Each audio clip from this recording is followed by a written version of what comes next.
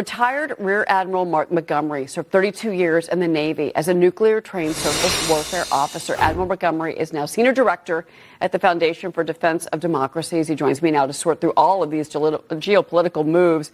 And I do want to start with Israel and Hamas to kind of give me your assessment because the Red Sea certainly has been a pivot point and a hot zone for not just the Israelis, but for U.S. forces as well. Well, thank you for having me. So what is your assessment of where we are with Israel and Hamas? The new news, which may not surprise you or many in the military, is that Israel is now saying they will seize control, they will seize land in Gaza, and they will move the Palestinians out if those hostages are not returned, dead or alive. Yeah, that's exactly it. I think the Israeli government got tired of the slow pace of the hostage removal and the recognition that they were going to have to concede too much in the current agreement to get to the second phase. So they've very aggressively acted here. I think they've done what we should almost always consider doing, which is a maximum pressure campaign. They're bringing maximum pressure to bear on Hamas to get these hostages released. I think we're starting to see the Hamas negotiating position break down on this, and I think we could, in the next few days, see the beginnings of an agreement to release some of the remaining Israeli hostages and bodies of Israelis killed either on October 7th or in the time since October 7th. Yeah, and I also want to turn your attention to, and this kind of plays into what we're talking about, which is, of course, the protection of U.S. ships, not just military ships, but also commercial ships in the region, in particular because the Houthis have been continuing to attack, and they've been using drones. I want to ask you about this. We got this new announcement out of the White House from the Pentagon today with Hegseth and President Trump about these new jets. One of the things that, and Roger Wicker, Senator from Mississippi, points out, is this is a broader effort for peace through strength, but he says he wants to work with the president on a scale up of collaborative combat aircraft. And he says that supercharges B-21 bomber production. And this really energizes the entire industrial base. What is your reaction to that? What does that mean in reality to you?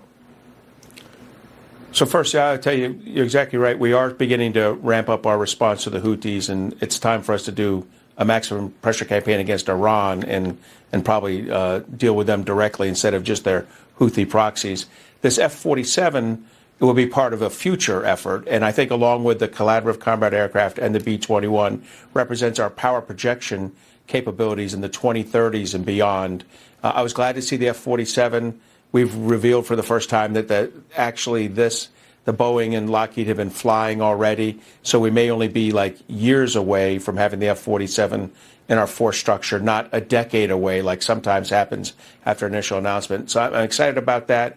Excited about the CCAs. That's the loyal wingmen flying alongside unmanned aircraft, flying alongside the F-47 that will be critical to reducing U.S. combat casualties when conducting like deep penetration airstrikes. Well, I also want to lean on your experience, your Navy experience, because, I want to talk about ships and China. Because China is arguably right now, you could say, the biggest military threat. Xi Jinping, we know that there's maybe going to be a meeting between President Trump and Xi Jinping to be determined, peace through strength. Maybe there's a conversation to be had. But their shipbuilding capabilities and the amount of ships that they have dwarfs what the United States does right now. Does that concern you? Certainly, and it's both military shipping and merchant shipping. So they're building about 8 or 9 times as many military ships a year as we do. But in addition, they're building nearly 200 times as many merchant ships a year as we do. And as a result, we've got to find alternative solutions than just U.S. shipbuilding when it comes to repairing our ships, or even potentially in the future building probably non-warships, logistics ships at good foreign shipyards like in Korea and Japan, countries that have shown an ability to compete with China in terms of shipbuilding costs. So, I guess my next question is there already a movement within the Navy to make sure that we have our best, our strongest in the Indo-Pacific region? I mean, I know we've got ships, near Israel. I understand that, but I'm just wondering if the bigger threat is China, in your opinion? It is. And in fact, we have shifted so that more than 50% of our fleet is on the west coast of the United States or in Hawaii or in Japan. My son's on a ship in Japan, in fact, as we speak now. That more than 50% of our ships committed to this. We're increasing the number. We're working hard to increase the number of ships.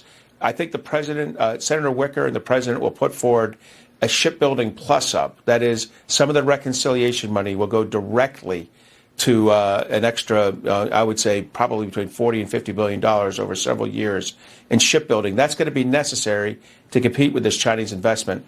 The challenge is going to be our shipbuilding industry. It needs to be ready to absorb that extra capacity, that extra ability to build. And we don't really have the workforce or the equipment to do that right now. Real quick before you go, I do want to get your thoughts, just because this is going to be coming up on Monday, these new talks between the United States and Ukraine, and then the United States and Russia. What is your overall sentiment about this restart of negotiations? So my sense is that President Trump has run a pretty good maximum pressure campaign on Ukraine, and he's gotten them to concede both on the critical minerals deal, but also on a reasonable way forward with the Russians to resolve, to get to a ceasefire. What we haven't done yet is run a maximum pressure campaign on President Putin through sanctions, through increased support to Ukraine, things that will cause Vladimir Putin to want to make a good faith effort in negotiations with Ukraine under U.S. auspices. I haven't seen that maximum pressure campaign yet. Once we see that, we'll see Russia begin to buckle and come to the table in an appropriate manner. I'm assuming that sanctions could be a very powerful tool, and President Trump has mentioned that. So we'll see if that is indeed what is used. Admiral Montgomery, thank you so much, sir, for your time. Thank you for your service to our country, sir. Thank you for having me. All right.